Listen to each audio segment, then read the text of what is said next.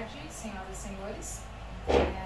Ana Motini, empresa Capa Assessoria, Fátima Motini, da empresa Capa Assessoria. Estamos aqui para fazer a demonstração do Educação em Números e já deixamos na mesa de vocês esse material, que é a ficha técnica dos indicadores, dividido em blocos. Aqui tem um QR Code, se algum de vocês quiser utilizar para acessar do celular, o site é responsivo.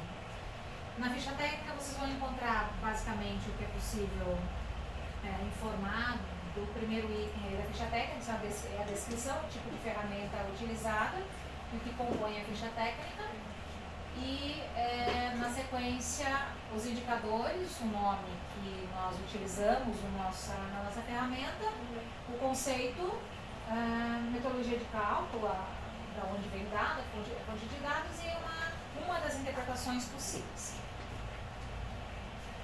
Inicialmente vamos aqui para a ferramenta, ela é web, como edital prevê, link disponível, vocês podem puxar pelo QR Code, e a ferramenta foi utilizada a Microsoft Power BI, que vocês podem aferir aqui no início do trabalho. Aqui são 4 blocos. Para navegar se utiliza, passa o mouse em cima e aí você tem uma mudança de cor para encontrar esse indicador. Naquele ícone ali no quarto bloco, mais informações, se você clicar nele, tem como se fosse um guia de como o usuário usa a ferramenta. Então, iniciar o guia. Então, ele tem as caixinhas dizendo o que acontece em cada ícone, né? Em cima tem os vizinhos de informação, as setas para avisar que avança a tela e tudo ali, bem simples e objetivo. Para voltar nos menus, sempre aqui na casinha. Vamos começar com os indicadores financeiros, que é o primeiro que está que é o primeiro que está na ficha. Essa informação da receita corrente líquida foi extraída da base do Seconf. Se você colocar o mouse em cima, você tem um número absoluto da receita e aqui a evolução dela. A receita corrente líquida é um aspecto extremamente importante na área contábil da prefeitura em função dos seus limites fiscais, que deles são extraídos como pessoal e dívida pública. Para voltar no outro indicador, você vai aqui nessas 3 barrinhas e busca o outro indicador da lista. Segundo o total de receitas e transferências, receitas de impostos e transferências, da mesma forma, aqui são os números já de Kanban extraídos do Seconf e da base do CO. Passou o mouse e também está em cima. A gente observa tanto na receita corrente líquida quanto nas receitas de impostos de transferências uma crescente, um valor bem considerável de crescimento da receita de Kanban nos últimos anos, em especial aqui 21 para 22. Observar a receita de impostos e transferência é extremamente importante para a educação, porque dele advém aí todas a grande parte, a grande fatia de valores que vocês têm na fonte 103 e 104. É só aquele vizinho que põe em cima. Vizinho aqui. Sempre que tiver dúvida no indicador, você passar o mouse vai ter a fonte e o que é o indicador. Aqui dá uma descrição bem simples para que, numa audiência pública, num painel, numa atividade, vocês consigam ler assim sem muita coisa rebuscada. Tá diferente aí da ficha técnica. Mas isso dá uma possibilidade de vocês mexerem ou apresentarem de forma autônoma. Aqui só a receita de impostos.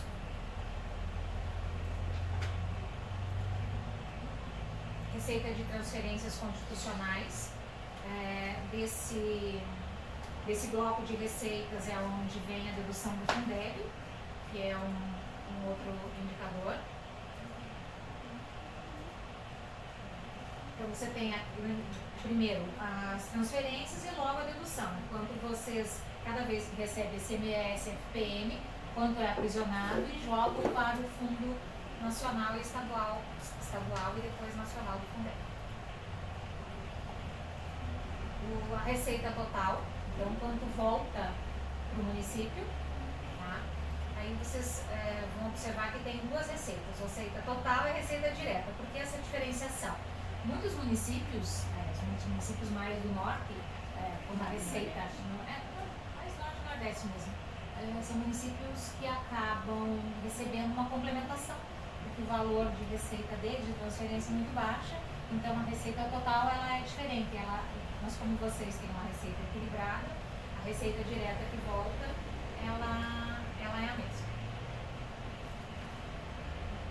Complementação da União, vocês não têm complementação, apenas em 2021 teve R$28 mil sindicados no RRO. Enfim, bem pontual, depois 4.900, enfim, mas como estava apontado, o sistema puxa. Todos os dados aqui não são manipulados, né? Eles vêm como a gente baixa a base do CIOP de vocês, ou do CICONF, enfim, conforme a contabilidade alimenta a matriz contábil e as informações, e joga para o sistema e vai fazendo os cruzamentos. O porquê do 28? Aqui o salário de educação, para acompanhamento do valor dele, como eu falei, se passa o mouse em cima, você tem o valor absoluto, você consegue acompanhar o recebimento dessa receita. PENAT, que é o transporte escolar, que é uma complementação, também vocês podem observar altos e baixos e até tentar levantar dentro da secretaria o porquê dessa diferenciação ano a ano, que basicamente é linear, né? E per capita. Então é importante analisar isso quando você olha para o indicador. E da alimentação escolar também.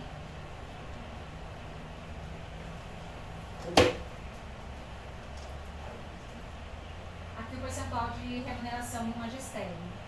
Aqui é aquele indicador bem discutido na educação, no mínimo 70% de Fundeb.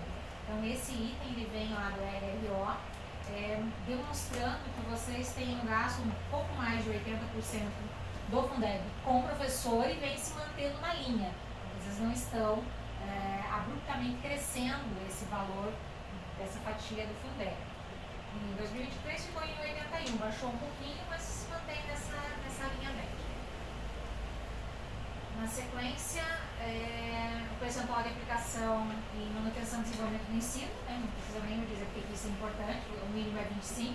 Quanto mais vocês gastam de Fundeb com o professor, mais vocês precisam que a administração injete recurso livre, então esse indicador é importante para a educação, mas muitas vezes compromete o caixa da prefeitura quando vocês tiram excedem muito 25% da educação.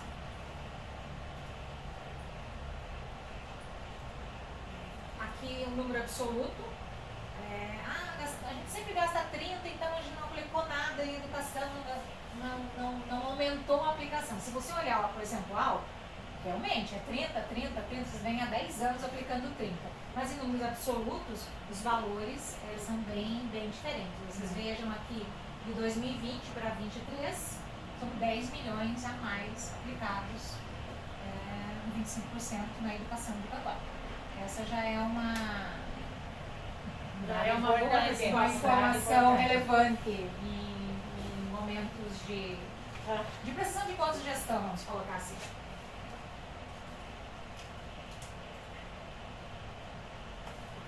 Despesa com pessoal do Poder Executivo, né? Por que a gente aborda isso? Aqui no número absoluto também, vamos observar que de 20 para 22 também deu 10 milhões de aumento a despesa com pessoal. A despesa com pessoal, olhar a despesa com pessoal do município é extremamente importante porque a educação não é desvinculada.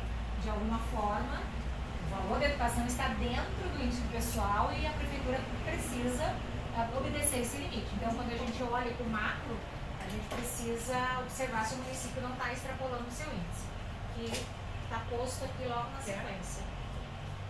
Aqui o total da despesa com magistério.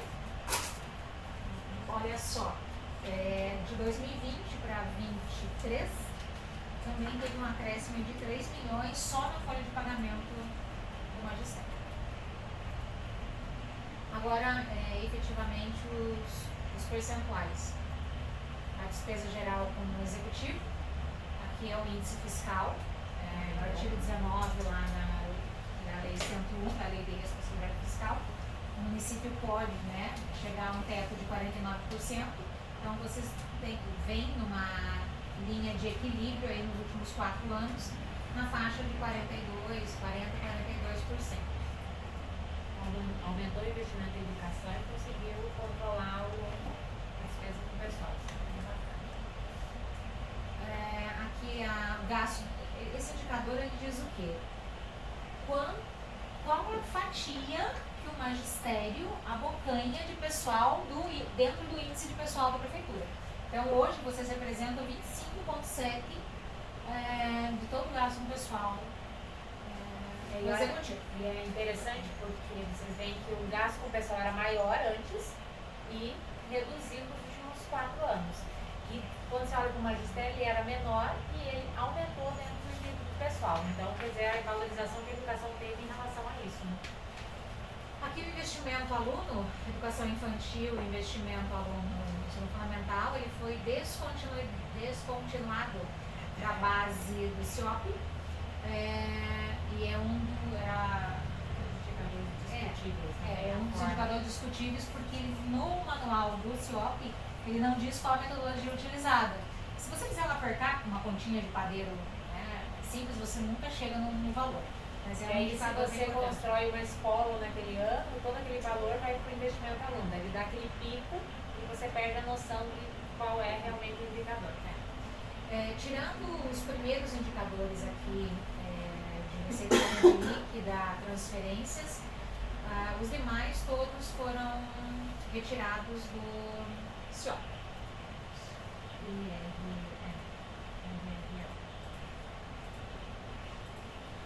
Aí vamos passar para o bloco de indicadores educacionais. Quer apresentar os educacionais? Sim.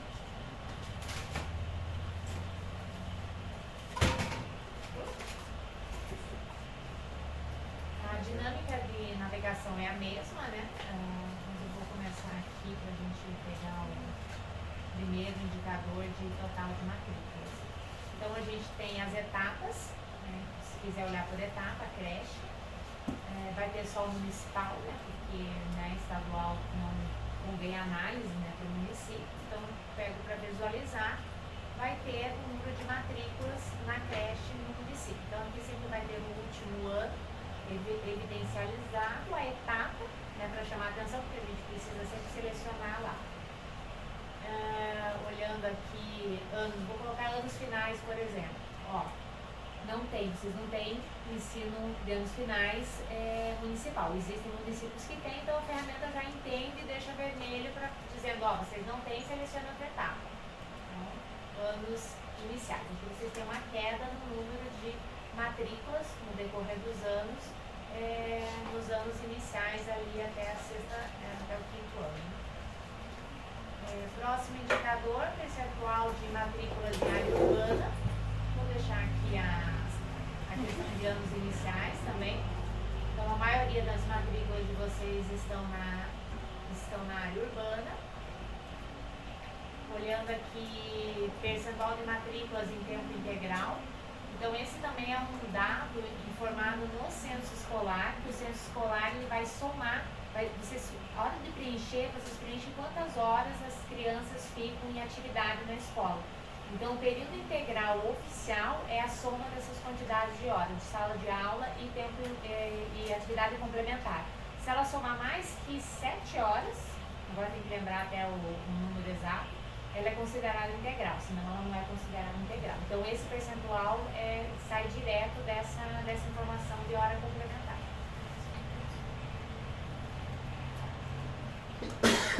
Média de alunos por turma. Vamos pegar aqui para a escola. Então, vocês se mantêm ali em torno de uma média de 15 alunos por turma, já numa série histórica longa, de 2015 a 2023, na pré-escola. Nos anos iniciais, vamos dar uma olhadinha. De 18, agora no último ano aumentou um pouco, foi para 21. Apesar de ser um indicador que os professores normalmente não gostam, porque eu tenho turma com 30, é um indicador importante quando você cruza com o financeiro. Quanto menos aluno em sala de aula, mais professor na rede, mais Fundeb eu gasto, menos dinheiro para aplicação e manutenção do ensino. Então, é uma rede que eu preciso olhar todos os indicadores de uma forma conjunta. Não é que a gente faça apologia a botar um monte de aluno na sala. Não. Você precisa de um equilíbrio a ponto que a rede consiga suportar os gastos, manter uma certa qualidade, né, no investimento na educação, e também o município, conforme a sua receita, consiga suportar esse valor a mais, né, esse plus que o município acaba tendo que aportar para pagar a manutenção e desenvolvimento do ensino, uma vez que a gente está usando quase o teto do 100% do Fundeb. Certo? O que complementa também a média de alunos por professor. Então, como vocês podem ver, esse indicador está bem menor do que a média de alunos por turma, então isso quer dizer que eu tenho professores, não muitos, né, mas porque a diferença não é tão grande, 15 para 21, mas eu tenho professores fora de sala de aula. Então, por isso que a média de alunos por professor é menor do que a média de alunos por turma. A equipe pedagógica, infelizmente, ela faz parte da lógica. Faz parte, né? Mas ela não pode. Digo que tem situações bem piores. Então, né? A gente tem aí sala de aula com média de 36 alunos e aluno-professor com 16, 17. Então, são redes mais complexas no número de professores. Estimativa de criança fora da escola. Então, aqui, no caso, tem para creche. Esse indicador, ele não é um indicador oficial, né? É uma estimativa que ele vai fazer uma conta em relação aos nascidos vivos do município. Então, ele vai pegar no SINASC, na base de dados da saúde, qual o número de crianças que nasceram nos últimos anos e fazer uma média. E aí, você multiplica isso por, no caso de creche, por 3,5, porque entende-se a criança de 0 a 6 anos, de 0 a 6 meses fica com a mãe. Depois disso, ela teoricamente precisa de uma creche. Então, a partir de meio ano de idade até 3 anos, ela está em idade para creche. Então, multiplicam a média de nascidos vivos vezes 3,5. É um indicador usado normalmente pelo Ministério Público para cutucar os municípios e dizer: vocês não estão atendendo 50% de matrículas na educação, na creche, na pré-escola. Aqui a gente coloca como um alerta, né? Mas entende-se que quando o município tem muita criança na área rural, nem sempre a mãe tem esse hábito de trazer ela para a creche. Então tem formas de contestar, mas é aquele alerta para trabalhar esse número e ficar observando. E a gente adotou o critério porque é o Ministério Público que primeiro foi de Santa Catarina aqui que Rio Grande do Sul. E Rio Grande do Sul. Na verdade, é um alerta para que a gente faça a buscativa, que é o que a legislação manda. Às vezes, esse número pode divergir do número do núcleo, mas é o número que mais se aproxima de quem realmente mora na cidade. Então, tem que ir lá falar com a saúde, pegar o cadastro e fazer essa verificação para tentar chegar o mais perto da meta 1 possível. E na pré-testa também? Oi? A demanda não manifesta? Isso. Porque aí você prova que a tua área rural é muito extensa, você acaba falando com a gente comunitária de saúde, elas têm depoimentos que as mães não querem levar, enfim, não precisam, porque elas estão em casa, e aí você tem uma série, já ajudei na defesa junto do Ministério Público, uma série de desculpas ou observações, mas para isso tem que sair da secretaria e ir até a saúde, falar com as agentes e levantar onde estão essas crianças. Se realmente são da área rural, as mães não querem colocar na creche, ou vocês têm uma lista de demanda muito grande ali parada, é falta de prédio mesmo, né? Porque se vocês olharem as matrículas de vocês, o ensino fundamental caiu, então, até para planejamento estratégico da secretaria. Candói não precisa de escolas fundamental de 1º a 5º ano. Candói precisa de creche, porque é aí que está a minha demanda reprimida. Então, para planejamento, até para pedir verba deputado, sabe essa coisa, para fazer par, é nessa toada que a gente vai, usando o olhar do indicador, o olhar do número. Aqui da escola está dando 100% dessas crianças na escola, também é uma estimativa. Aqui o número de docentes, então vamos olhar nos docentes de anos iniciais. 23 no censo apontou 76 docentes na rede municipal em anos iniciais. Na creche, 38 nos 2 últimos anos, e na pré-escola 48. Próximo. Percentual de docentes com nível superior, também é um indicador para acompanhar ali a questão da qualidade em sala de aula, né? Então vocês mantêm aí já há um longo tempo em torno de 93% dos professores com ensino superior. Vamos olhar, daí já cai para 84%. O IDEB,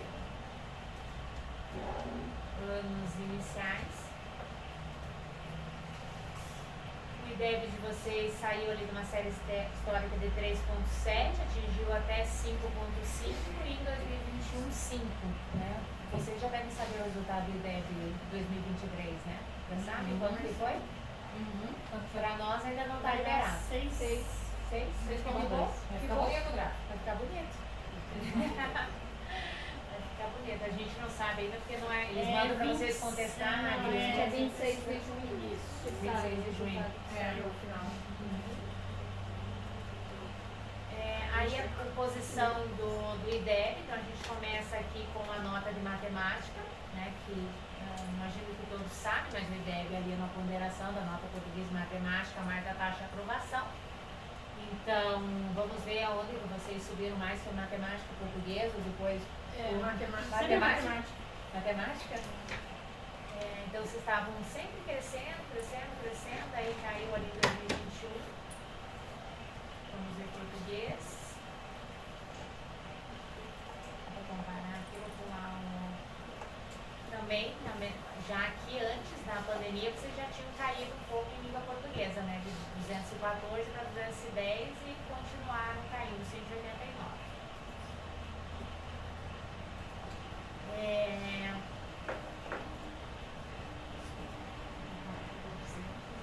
Percentual de estudantes por nível de proficiência, então a gente tem 4 níveis de proficiência, o insuficiente, o básico, o adequado e o avançado. Então esse indicador a gente soma o adequado e o avançado, então normalmente ele é baixo, assim, né, até pelo histórico. Você vê, vocês vinham aí de 36, 44, 45, na pandemia caindo para 22, quase a metade, né, da soma de adequados e avançados, né, na escala do SAEB. E em português... Isso aparece no exame de fluência, que acaba sendo um resultado. Se no segundo ano ele tem essa nota, acaba sendo jogado para o terceiro, para o quarto, né, e a chegar no SAEB. Isso é um alerta. E agora nós mais a prova do Paraná, que bem certinho com o SAEB. Exatamente. Então, é um alerta que existe um problema crônico que precisa ser atacado de forma bem séria. Português também, mesma pegada. Não é um problema pandêmico, né? Esse é um detalhe, não dá para culpar, não, sendo deselegante, agravar muito. Pode, né, culpar apenas a questão da pandemia, é um problema que o município já vem trazendo pelo seu histórico. Essa é a taxa de aprovação está constante, então a questão mesmo vamos usar um termo, né, a qualidade com que o aluno está passando de um ano para o outro, né, que vocês têm uma estabilidade na aprovação. Porém, como esse aluno sabe que o IDEB, muitas pessoas criticam o IDEB, mas ele tem uma qualidade, que é fazer a balança entre aprovação e aprendizagem. Se temos um professor que diz assim, vou aprovar todo mundo para eu ir com aprovação alta para o IDEB, quando chega uma prova de avaliação externa, tipo o SAEB, a nota de aprendizagem do aluno vai ser baixa, então reflete no IDEB.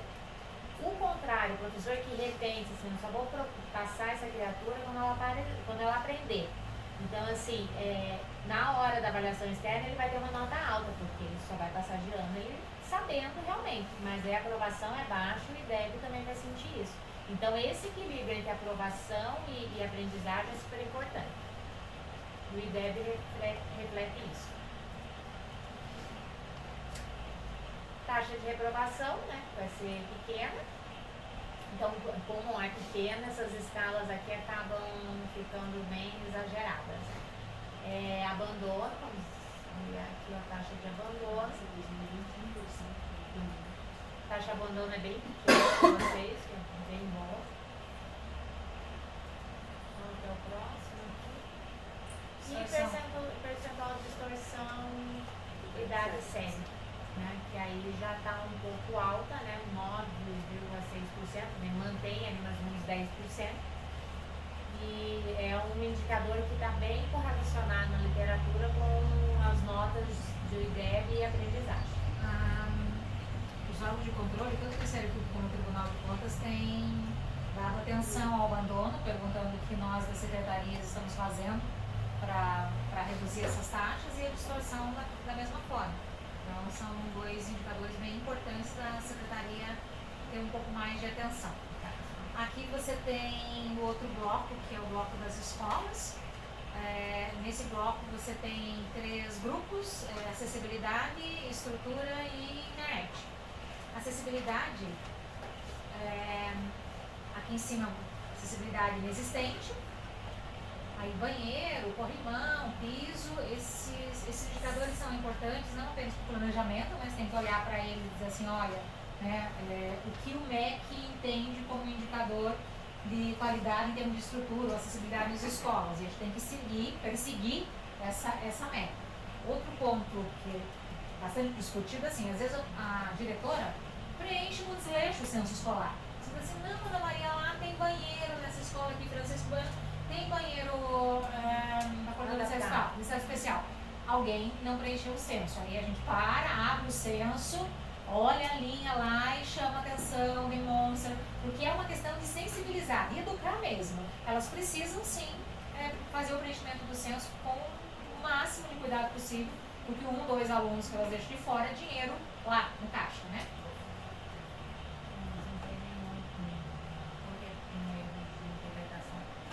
Se vocês observarem aqui, eu tenho um asterisco não informado aqui, né, em amarelo, porque tem tanto erro de digitação dentro do censo escolar que o censo, quando ele diz assim, por exemplo, quantos auditórios você tem uma pergunta, né? Supondo aqui, quantos auditórios você tem na escola? E a pessoa, em vez de digitar 1, digitou 10.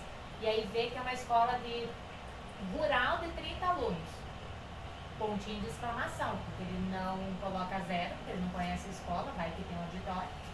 Não muda o dado, ele só coloca um pontinho de exclamação, assim, o 999, que é um dado que ele não... Está equivocado de uma forma. Está equivocado de alguma forma e ele não tem como validar. Então, assim, vocês pelo menos não tem nada que foi digitado de forma, né, tão discrepante com a realidade de vocês. Mas pode ter alguma coisa e esse quadro ele ajuda a fazer essa visualização. E, por último aqui, tem a questão da localização das escolas, né? Então, vocês podem filtrar aqui também, dar uma olhadinha onde é que vocês têm, por exemplo, creche. Para fora. Para fora no mapa? Aqui. Obrigada. Apareceu o botão. Então, onde vocês têm escolas com a apresentação de creche, anos iniciais, ou todos eles, que daí você aperta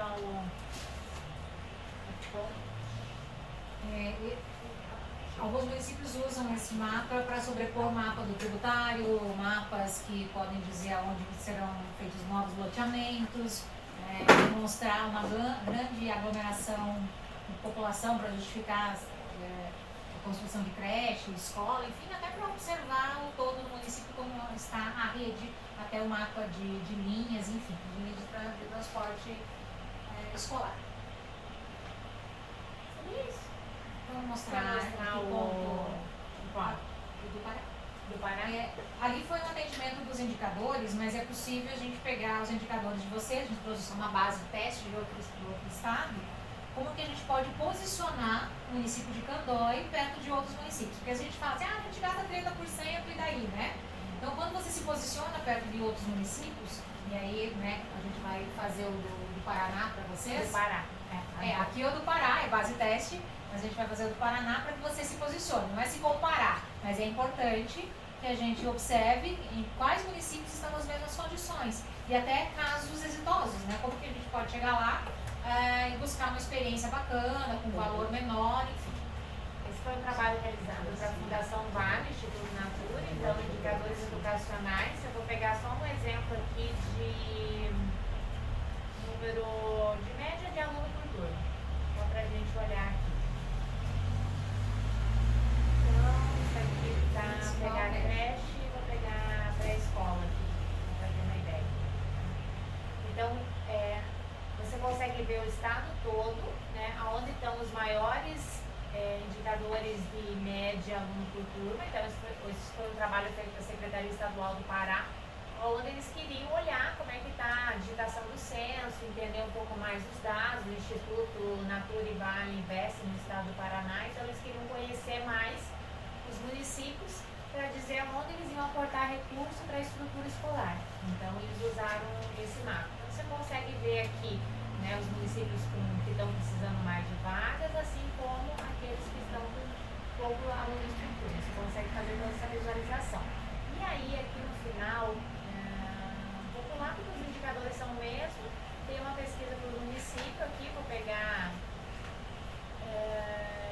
Vale, é mais fácil de falar. Tem cada município no Pará a visualizar. Então, quando você pega o indicador, por exemplo, média de aluno por turno, você vê que ele está numa posição 63 entre todos os municípios do estado do Pará. Então, você se posiciona em relação ao estado para ver se você está com muito, com menos, né? Que aqui sempre o ideal você está caminhando praticamente. Esse é um outro tipo de visualização que dá para trabalhar. E é isso. Estamos à disposição para perguntas, observações e anotar. Quer perguntar ou não acontece? O contábil, o Marquinho do... Quanto à parte do desenvolvimento, para quem tem conhecimento um pouco mais avançado, o Power BI é uma ferramenta bem completa e bem ajustável. Eu achei que ficou bem entendível, ficou bem... Quanto à parte do desenvolvimento dele, a princípio atende a todos os outros requisitos. E ele é ajustável também, né? No decorrer do uso, você pode estar ajustando abas, criando, coisas assim.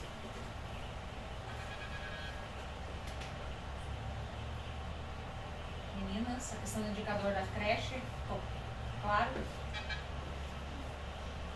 Creche, pré-escola. Muitas frestinhas. Muitas frestinhas da paz.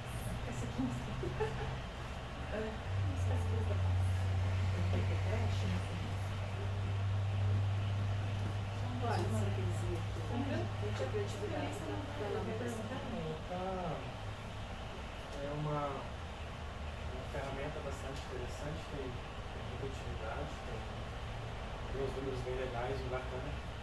Eu fico curioso se a gente consegue ir aprimorando ainda mais, porque isso é Customizável. que a gente não fique refém de um modelo pré-definido. A gente tem essa possibilidade de inovação. Né? Por exemplo, a questão das métricas além de evolução, eu acho fantástico essa em visual gráfico, né? Visual gráfico. Explica mais que o número. Só que eu acho que traria um ganho ainda melhor se a gente tivesse possibilidade, eu acho que é muito, poderia fazer na calculadora, mas acho que ficaria didaticamente melhor se tivesse mais um número ali, digamos assim, em termos de variação, quanto isso representou. Ali deu 70, aqui deu 100, tá? Na prática, a gente consegue fazer uma métrica em termos de percentual de evolução, a gente tem uma expectativa. E muitas vezes a pergunta que chega para nós é qual que é a expectativa para o ano que vem? Eu digo, é 90 milhões, tá? Mas isso é o quê? 10% assim. Isso fica mais didático, né? Qual? Você teve um ideia que você até fez mesmo, assim? até mesmo Você a colocava gente... o mouse e ele aparecia entre o os dois. percentual. Porque até mesmo a gente estava entregando para um município lá no Paraná que a gente fez, só que ele era focado em finanças. E aí a gente apresentou indicadores sobre com atualização monetária. Porque às vezes o prefeito, as pessoas, o leigo que olha, ele diz assim, está subindo a receita. Mas quando você coloca a inflação, na verdade não subiu nada. Nesse caso, esse município caiu a receita. Não é o caso de vocês, que é perceptível que subiu. Mas essa atualização monetária, o percentual que cresceu é bem importante mesmo. A Na parte gente de costuma finanças. fazer muitas vezes, o prefeito pede essa informação, a gente tem um pouco mais de tempo, eu costumo já fazer essa essa consideração da inflação justamente para não dar essa má Interpretação, de que nós investimos 2 milhões a mais. Esses 2 milhões está diluído justamente na correção Exatamente, inflacionária. exatamente. Então acho sim que esteticamente está bem bacana. Então, para mim pareceu muito fácil, né, de utilizar a informação, de fazer essa análise combinada, que eu acho que é onde está o ganho, né, em termos de análise, não pode ser estática, tem que ser uma análise combinada. Eu acho que tem campo para a gente avançar, mas já está muito bacana. É uma ferramenta bem customizável. Aí, conforme você vai trabalhando com as pessoas, você vai percebendo que elas vão ler de uma forma, não, vamos trazer esse indicador para cá. Vamos possibilitar que ela no clique consiga ver 2 informações. E aí, igual do Pará, e tem outros. A gente está até desenvolvendo uma plataforma que ela vai trazer a possibilidade de juntar os indicadores na mesma tela. Então, ela é orgânica, né? Ela vai evoluindo e vai absorvendo sugestões dos E clientes. que vai muito da maturidade do cliente, né? Muitos deles não conseguem trabalhar com 10 indicadores na mesma tela e só um númerozinho. E uma explicação muito rasa daquilo. Então, você tem que ir amadurecendo com eles até que eles consigam fazer a leitura completa dos dados. É que dado já não é uma coisa muito simples e gráfico, então... E até esse da educação, você pode ver que tem um gráfico por tela, não é muito poluído, né? Poderia ser um dash, vários gráficos, o cara vai clicando, vai aparecendo tabela, tudo. Mas ele foi criado de uma forma, se até uma professora quiser usar na sala de aula para ensinar o aluno a interpretação de gráfico, série temporal, essas coisas, ela pode utilizar porque é algo colorido, dinâmico e simples. Mas agrega também essas questões. Acho que pensando em termos de audiência pública, isso traz aí uma quantidade muito grande, porque o público que está numa audiência, né, não tem essa flexibilidade na rede de venda que a gente costuma. Exato. Mas acho que o caminho é esse, a hora que a gente conseguir fazer essa comparação instantânea do município consigo mesmo em relação, digamos, a uma receita de um exercício para o outro, se você conseguir chamar um segundo município só para você fazer ali mais um íconezinho lá, isso, lógico, no futuro, né? Que você consiga chamar, ninguém entendeu, vamos chamar Foz Jordão, então aqui Foz Jordão, ou pega ele Pinhão, que é um pouco maior, ou Laranjeiras, né? Tem Financia melhor. O déficit financeiro que ela falou, nós comparamos número de servidores, por exemplo, gasto de pessoal e número de servidor por serviço. Porque às vezes a gente gasta um horror, né? Sim. E o prefeito nunca sabe. Então ele está se posicionando entre os 25 piores, os 25 a 75, a gente vai posicionando o município em termos de gasto pessoal e quantidade de servidor per capita. Então ele dá para criar vários mecanismos de análise mesmo, né? Daí é uma coisa mais elaborada. Custo per capita. Dá para brincar. E até nós ali, enquanto Campinas, nossa cidade, mais tarde jogar singelamente, até mesmo nós ver o número de alunos e tal, dos que nós somos vizinhos aqui, né? Que Dá para comparar, dá para se posicionar, na verdade, e melhorar, né? Buscar experiências exitosas, ver como é que eles estão trabalhando, ver o gráfico magistério, principalmente, ver a receita, e trabalhando vários indicadores isso o edital até pede, né? Que se faça relatórios de análise para sempre melhorar o que vocês têm aqui. Para a gente pensar em desempenho, a gente precisa do paradigma, né? Sempre. Mais alguma questão? Pessoal?